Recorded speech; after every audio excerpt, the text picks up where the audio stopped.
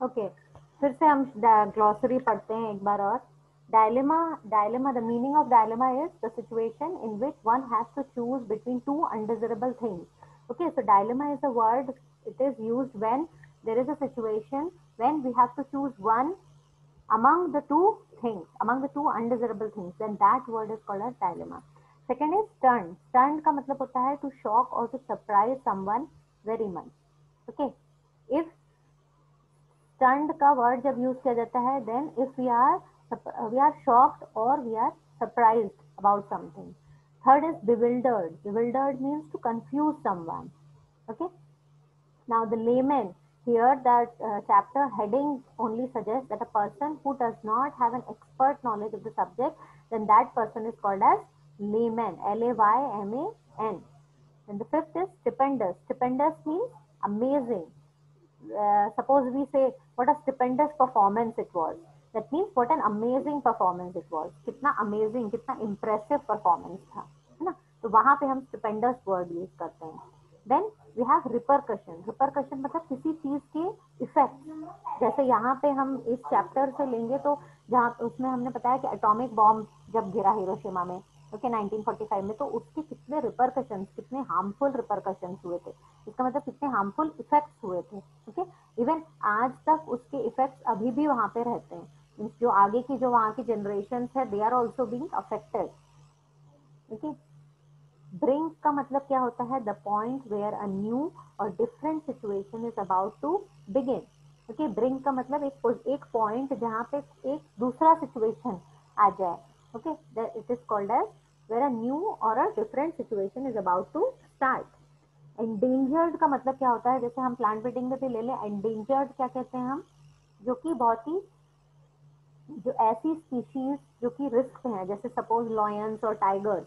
Okay, so they are at the risk of extinguishing, मतलब वो गायब होने की कतार में है, तो उसको हम कहते हैं endanger. To put someone or something at risk or in danger of being harmed, damaged or destroyed, they are called as endangered. Endangered species जैसे हम बोलते हैं, है ना, कुछ बर्ड्स ऐसी हैं जो एंडेंजर्ड स्पीशीज में आ गई हैं, they are called. Then there is curb. Curb यहाँ पे काफी बार ये वर्ड यूज किया है इस चैप्टर में। कर्व मीन्स टू कंट्रोल और to limit something that is not desirable. मतलब यहाँ पे क्या बोला है, साइंस को कर्व करना चाहिए, means can we limit science, मतलब हमें साइंस को क्या रोक देना चाहिए उसकी डिस्कवरीज को, वहां पे हम वर्ड यूज करते हैं curve. Then the next word is cling. Cling means to stay close or near. Means to stay close or near is called cling. Then plunge is to sink or to dip or to move or fall suddenly. Plunge means to fall suddenly. Then disavowal. Disavowal का मतलब होता है say one does not know of or is not responsible or does not approve. Okay, if something is not approved, then we can say that it is disavowal. Callous, callous का मतलब क्या होता है, cruelly insensitive or unsympathetic. Means callous का meaning है it is cruelly insensitive, means something is very insensitive, जो कि बिल्कुल बहुत ही इनसेंसिटिव, मीन्स जो कि मतलब किसी में भावना ही ना हो, उसको हम कहेंगे इनसेंसिटिव। आर्मामेंट, आर्मामेंट का मतलब होता है वेपन्स और military equipments. Okay, in military this word is used armaments, like it is used for military equipment or for weapons. Distortions, distortions का मतलब क्या होता है, give a false account of something. Okay, if give a false account of something means if we are giving some false account of something, then it is called as distortion. Commodity means a substance or a product that cannot be traded, bought or sold. Commodity एक ऐसा product या substance है जिसको कि हम trade नहीं कर सकते हैं, या हम उसे खरीद खरीद भी सकते हैं, या फिर तो हम उसे सॉरी सेल भी कर सकते हैं। Okay, it is a product which can be sold out और इट कैन बी, उसको हम खरीद भी सकते हैं, बेच भी सकते हैं, that is called as commodity. Absolve, absolve का मतलब होता है declare somebody free. Okay, declare somebody, absolve मतलब हम किसी को फ्री एब्सॉल्व कर दें, मीन्स हम उनको ब्लेम से बरी कर दें, फ्रॉम अ ब्लेम और अ प्रॉमिस और a duty. Then the next is venture. Venture का मतलब होता है टू रिस्क गोइंग समवेयर और do something that may be dangerous. मैं यहाँ पे हम ये वर्ड, ये सेंटेंस बना सकते हैं that let's go for a venture trip. Venture trip का मतलब जहाँ पे बहुत सारे रिस्क हो, डेंजरस भी हो सकता है वो, तो वहां पे हम यूज कर सकते हैं वेंचर।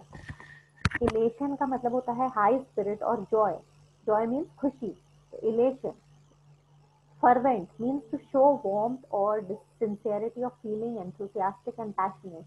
Fervent word जहाँ यूज किया जाता है is to have passionate, passionate और enthusiastic मतलब बहुत ही enthusiastic means full of energy.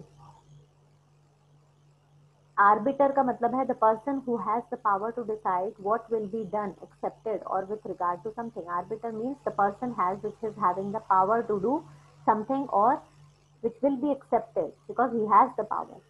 Towering means high or impressive, very great. Towering means very great को भी हम towering word use कर सकते हैं. Then scarcely means only just or almost not. Scarcely means बहुत ही कम. जैसे हम बोलते हैं ना कि this thing was scarcely found, this thing is scarcely found मतलब बहुत ही लिमिटेड क्वांटिटी में. एब्रेस्ट का मतलब होता है to stay informed about the most recent facts about the subject of the situation. हमें करंट टॉपिक्स के बारे में बहुत ही अपडेटेड रहें तो उसको कहते हैं I am abreast with the updates of the recent events happening. Mounting means gradually increasing. Mounting means gradually कोई चीज इंक्रीज हो रही हो, then we call them as mounting. Indistinguishable. Indistinguishable word भी यहाँ पे चैप्टर में यूज हुआ है.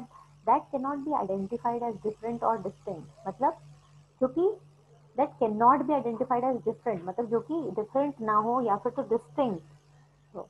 परवेंट का मतलब है turn away from its proper nature और यूज. परवेंट मीन्स जो उसका प्रॉपर नेचर है या यूज है उससे वो अवे हो, अलग हो, उसे हम कहेंगे परवेंट. So these were the words that comes in the glossary part.